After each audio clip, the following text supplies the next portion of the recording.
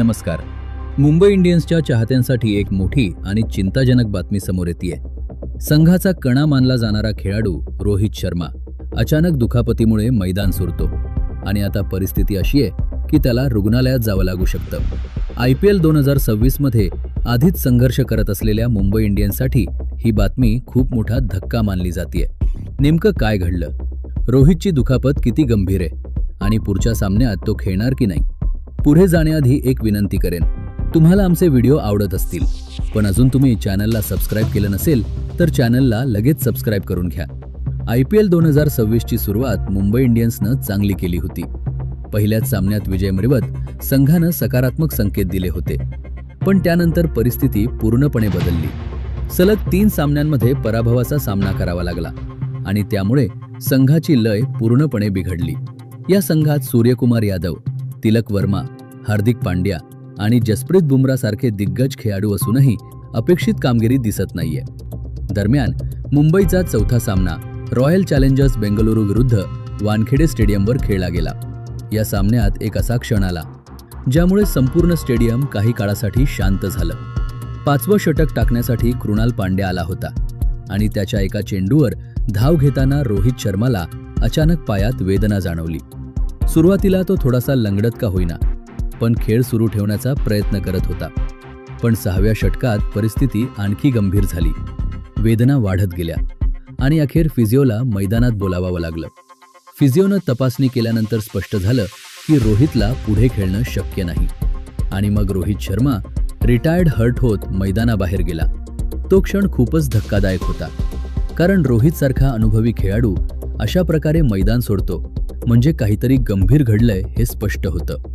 त्याहून महत्त्वाचं म्हणजे त्यानंतर तो पुन्हा फलंदाजीसाठी मैदानात उतरला नाही.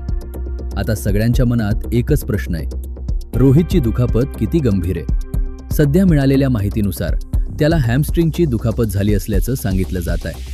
पण ही दुखापत किती गंभीर आहे याबाबत अद्याप अधिकृत माहिती स्पष्ट नाही. काही रिपोर्टनुसार रोहित शर्माला रुग्णालयात जाऊन स्कॅनिंग करावं लागणार आहे. या स्कॅननंतरच त्याच्या दुखापतीचं खरं स्वरूप समोर येईल आणि त्यानंतरच तो पुढचा सामना खेळू शकणार का नाही याचा निर्णय घेतला जाईल.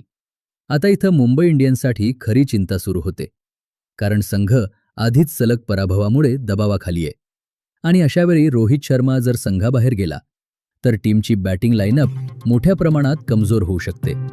मुंबई इंडियन्सचा पुढचा सामना पंजाब किंग्स विरुद्ध वानखेडे स्टेडियमवर होणार आहे. हा सामना मुंबईसाठी खूप महत्त्वाचा आहे, कारण जर इथंही पराभव झाला तर स्पर्धेत परत येणं आणखी कठीण होऊ शकतं. याचवेळी आणखी एक मोठी चिंता म्हणजे जसप्रीत बुमराहकडून अपेक्षित कामगिरी होताना दिसत नाहीये. त्याला विकेट्स मिळत नाहीयेत आणि त्यामुळे बॉलिंग विभागातही कमकुवतपणा जाणवतोय. एकूणच पाहिलं तर मुंबई इंडियन्स सध्या दोन्ही विभागात संघर्ष करताना दिसतेय आणि अशावेळी रोहित शर्माची दुखापत ही परिस्थिती आणखी गुंतागुंतीची बनवू शकते. रोहित हा फक्त एक खेळाडू नाही, तर तो संघाचा अनुभव, नेतृत्व आणि स्थिरता देणारा खेळाडू आहे. त्याच्या अनुपस्थितीत संघाची मानसिकता देखील प्रभावित होऊ शकते. रोहित शर्माच्या दुखापतीबाबत मुंबई इंडियन्सकडून अद्याप कोणतीही सविस्तर अधिकृत माहिती देण्यात आलेली नाही. फक्त हॅमस्ट्रिंगचा त्रास असल्याचं सांगितलं गेलंय. त्यामुळे चाहत्यांना अजूनही अधिकृत अपडेटची प्रतीक्षा आहे.